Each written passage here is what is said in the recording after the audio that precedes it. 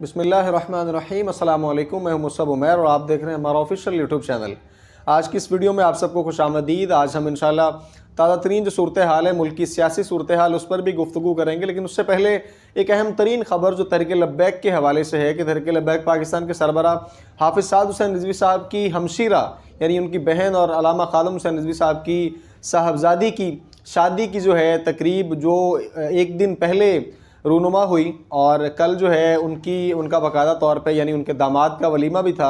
اور ان کی شادی کس خاندان میں ہوئی اس کے حوالے سے تفصیلاً بات کریں گے۔ اس کے علاوہ پی ٹی آئی نے ایک دور میں ایک باقاعدہ طور پہ ٹرینڈ چلایا تھا اور ایک پروپیگنڈا کیا تھا کہ جو فرانس کے اندر سفیر ہیں وہ علامہ خادم حسین رضوی صاحب کے داماد ہیں، جبکہ علامہ خادم حسین رضوی صاحب کی بیٹی کی شادی ہی اب ہو رہی ہے، اور جہاں انہوں نے اپنی بیٹی کی شادی یعنی اس خاندان کے ساتھ الحاق کیا ہے یا اس خاندان میں رشتہ ازدواج میں ان کی صاحبزادی کو منسلک کیا گیا ہے، وہ سلسلہ سیفیہ کے بہت بڑے بزرگ کے ساتھ ان کا تعلق ہے، اور وہ سلسلہ سیفیہ میں پیر محمد حنفی صاحب جو ہیں ان کے داماد پیر سید افضال شاہ صاحب کے بیٹے ہیں، اور ان کا نام جو ہے پیر حسن شاہ صاحب ہے، جو باقاعدہ طور پہ داماد بننے کا جن کو اعزاز حاصل ہوا ہے پیر کہہ لیں علامہ خادم حسین رضوی صاحب کا، اور حافظ سعد حسین رضوی صاحب کی ہمشیرہ جو ہیں وہ ان کے نکاح میں آئی ہیں۔ اور اس اہم ترین بات جو ہے، نارملی شادیاں جو ہیں وہ تو ڈیفینیٹلی روزانہ کی بنیاد پہ نہ جانے کتنی ہوتی ہیں، لیکن جن لوگوں کی زندگی جو ہے عوامی ہو جاتی ہے، جو پبلک کے لیے رول پلے کرتے ہیں، جو عوامی نمائندے بن کے سامنے آتے ہیں، پھر یقیناً ان کی کوئی بھی خبر، وہ ان کے زندگی کا کوئی چھوٹے سے چھوٹے ہی واقعہ کیوں نہ ہو، وہ لوگوں کے لیے خبر کی شکل ہوتا ہے۔ اور 2-4 روز پہلے ایک خبر وائرل ہوئی تھی، میاں خاندان کی بھی ایک شادی ہوئی، اور اس میں جس طرح سے انہوں نے شاہ خرچیاں کی اور جو کچھ سامنے آیا اس کی تصاویر سوشل میڈیا پہ پڑی ہیں، اور دوسری طرف علامہ سعد حسین رضوی صاحب نے اپنی ہمشیرہ کی شادی کی، تو اس میں اگر ایک چیز دیکھنے کو ملی اہم ترین نقطہ وہ یہ ہے کہ یقیناً اس میں ایک دین کا ایلیمنٹ موجود تھا، ایک سادگی نظر آئی، اور سب سے اہم بات یہ کہ دلہے کے منہ پہ بھی وہی نعرہ تھا لبیک یا رسول اللہ کا۔ نکاح جو ہے وہ سعد حسین رضوی صاحب نے خود پڑھایا، اور اس سے بہت بڑا جو پروپیگنڈا تھا پی ٹی آئی کے کارکنان کی طرف سے ایک دفعہ لانچ کیا گیا، کیونکہ ظاہری بات ہے تحریک لبیک نے باقاعدہ طور پہ فرانس کے سفیر کو نکالنے کے لیے جو ہے ہر حد تک کوشش کی تھی، اور باقاعدہ طور پہ اسی معاملے میں خان صاحب کے دور حکومت میں ان پر پوری چڑھائی بھی کی گئی اور ان کے لوگوں کو شہید بھی کیا گیا، اور فیض آباد دھرنا اور سارا معاملہ وہ سارے کا سارا بیک گراؤنڈ آپ سب کے سامنے ہے۔ تو کہیں نہ کہیں پی ٹی آئی کے کارکنان نے پری پلان ایک یہ لابی چلائی تھی اور پروپیگنڈا کیا تھا کہ جو ہے خادم حسین رضوی صاحب کے جو ہے یہ باقاعدہ طور پہ ہم سے مطالبہ کرتے ہیں فرانس کے سفیر کو نکالیں، لیکن ان کا اپنا داماد جو ہے وہ فرانس کے اندر وہاں پہ پاکستانی سفیر ہے، تو یہ سارے کا سارا کہہ لیں محض بکواس پہ مبنی تھا۔ تو علامہ خادم حسین رضوی صاحب کی بیٹی کا جو نکاح ہے وہ ایک نیک خاندان کے اندر، اور جس طرح دینی حیثیت میں اپنے آپ میں ان کا خاندان سلجھا ہوا ہے، انہوں نے باقاعدہ طور پہ اپنی بیٹی کے لیے بھی ایسے شخص کا انتخاب کیا جو باقاعدہ طور پہ نیک انسان ہے، اور جو سید افضال شاہ صاحب ہے یعنی جو ان کی صاحبزادی کے سسر ہیں، وہ ان کا تعلق بھی تحریک لبیک سے ہی ہے، اور ننکانہ صاحب والے حلقے سے انہوں نے باقاعدہ طور پہ الیکشن بھی لڑا تھا، اور وہ پہلے سے تحریک لبیک کے ساتھ منسلک ہیں، اور وہ سیاسی طور پہ بھی ایک اچھا خاصا پس منظر رکھتے ہیں، اور ایک معروف شخصیت ہیں۔ اور پیر حسن شاہ صاحب جو ابھی داماد ہیں اور جو ابھی اس رشتہ ازدواج میں منسلک ہوئے ہیں،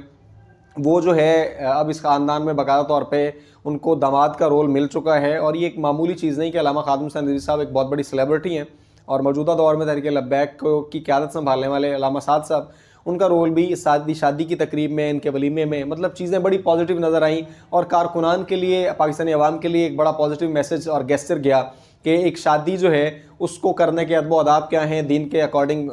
ان تقریبات کو کس طرح اللہ رسول کے نام سے اور ان کے نعروں سے سجایا جاتا ہے، تو یہ ایک بہت بڑا سبق ہے۔ اس کے ساتھ ساتھ دیکھا جائے تو خان صاحب نے جو ہے 2 روز پہلے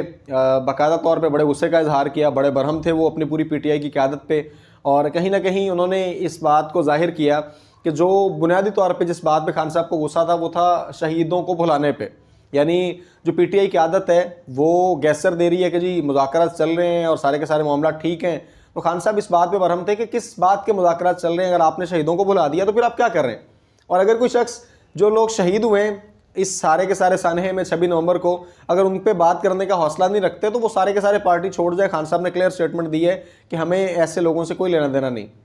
حامد رضا خان صاحب کو خان صاحب نے کہا میں نے ترجمان پارٹی کا اس لیے نہیں بنایا تھا کہ وہ باہر جا کے بیانیہ یہ جاری کر دیں کہ جی خان صاحب نے علی امین گنڈا پور صاحب کو اور باقی قیادت کو خراج تحسین پیش کیا۔ خان صاحب نے کہا کہ خراج تحسین میں کس بات پہ پیش کر رہا ہوں کہ گنڈا پور صاحب نے جو علی محسن لکھوی سے ملاقات کی اس پر, جو ان کے ساتھ فوٹو کھنچوائے اس پر, وہ شخص جس کے آرڈر پہ اور جس کی نگرانی میں باقاعدہ طور پہ ہمارے لوگوں کو سیدھی گولیاں ماری گئی ہیں, ان لوگوں سے ملاقاتوں پہ اور جفیاں ڈالنے پہ میں خراج تحسین پیش کروں گا؟ آپ حرکتیں کس طرح کی کر رہے ہیں؟ اور گنڈا پور صاحب کے بارے میں خان صاحب کی کلیئر سٹیٹمنٹ تھی کہ اگر ان لوگوں سے شہیدوں کے بارے میں کوئی کہہ لیں پروگرس نہیں کی جا رہی تو پارٹی چھوڑ دیں, میں جانوں اور پاکستانی عوام جانے, میں خود ہی چیزوں کو سنبھال لوں گا. اور جو علی میر گنڈا پور صاحب کی طرف سے سٹیٹمنٹ تھی کہ جی 44 لوگ جو ہیں وہ لاپتہ ہیں, تو خان صاحب نے اس پہ بھی برہمی کا اظہار کیا اور غصہ کرتے ہوئے اظہار کیا باقاعدہ کہ ان 44 لوگوں کی فہرست کیوں نہیں اب تک جاری ہوئی.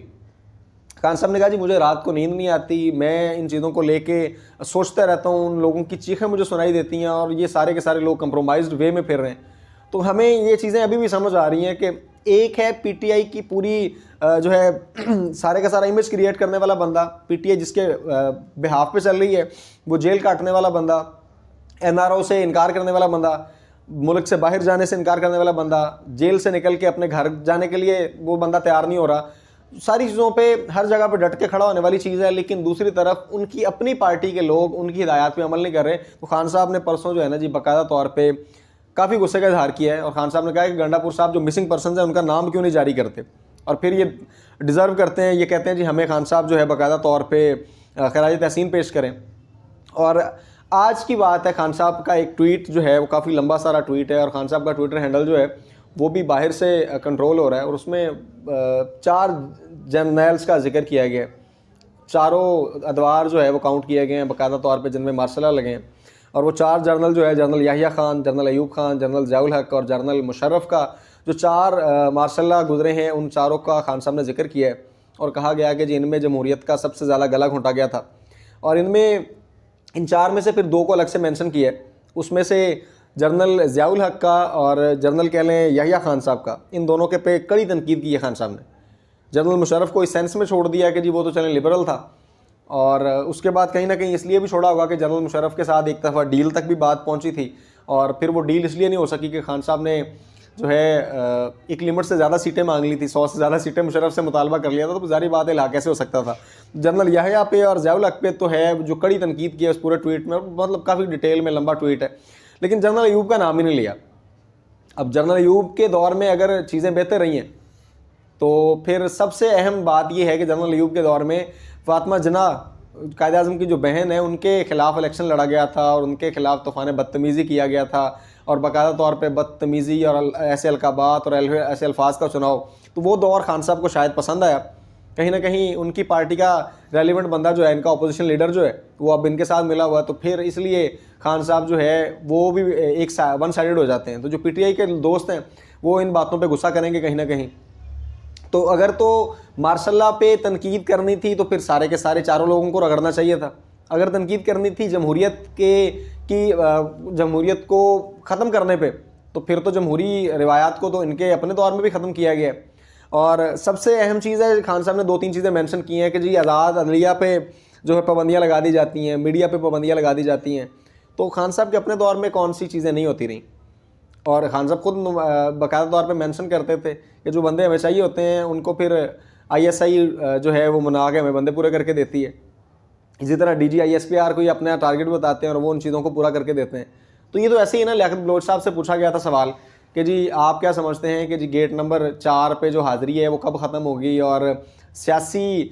جو ہے معاملات میں کب اسٹیبلشمنٹ کی مداخلت ختم ہوگی. تو انہوں نے کہا تھا یہ سیاسی قیادت کا فقدان ہے بنیادی طور پہ. سیاستدان جب کمزور ہوں گے تو ظاہری بات ہے عسکریت جو ہے وہ اٹھ کے اپنے فیصلے کرے گی اور سیاستدانوں کو کٹ پتلی بنا کے نچائے گی انگلیوں پہ. آج خان صاحب اسٹیبلشمنٹ کے خلاف کھڑے ہیں تو باقی سارے کے سارے سیاستدان خان صاحب کے خلاف کھڑے ہیں. اب ظاہری بات ہے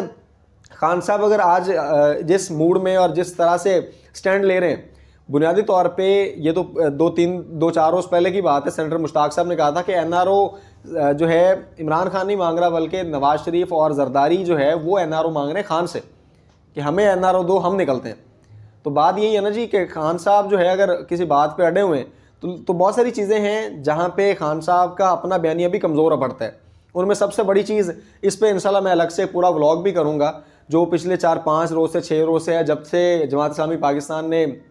ملین مارچ نکالا تھا غزہ کے حق میں اسلام آباد کے اندر, اور حافظ نعیم الرحمان صاحب جو امیر جماعت اسلامی پاکستان ہیں، انہوں نے باقاعدہ طور پہ خان صاحب پہ تنقید کی تھی اور کہا تھا کہ جی خان صاحب جو ہیں وہ جیل کے اندر بیٹھے ہی جب حملہ ہوتا ہے ڈونلڈ ٹرمپ پہ تو اس کی مذمت تو کر دیتے ہیں، لیکن دوسری طرف غزہ کے مسلمانوں کے حق میں آج تک کوئی ٹویٹ نہیں ہوا، اسرائیل کی مذمت میں کوئی ٹویٹ نہیں ہوا، اور جو امریکہ نے غزہ کا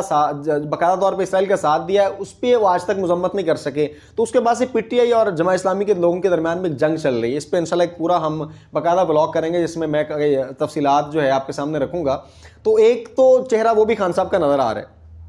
کہ ایک طرف ایبسلیوٹلی ناٹ سے آپ کے سارے کا سارا بیانیہ کھڑا ہوا ہے، آپ کی ساری مشہوری اور آپ کا سارا مدعا و منبع و مرکز جو ہے وہ امریکہ کے سامنے ڈٹ کے کھڑا ہونے میں اور حقیقی آزادی کی جنگ لڑنے میں ہے، اور اسی سلوگن پہ آپ پوری سیاست لے کے چل رہے ہیں۔ دوسری طرف جے آئی کا جو ہیش ٹیگ ہے کہ مذمت کیوں نہیں کرتے، تو پھر آپ کو مذمت کر دینی چاہیے تھی۔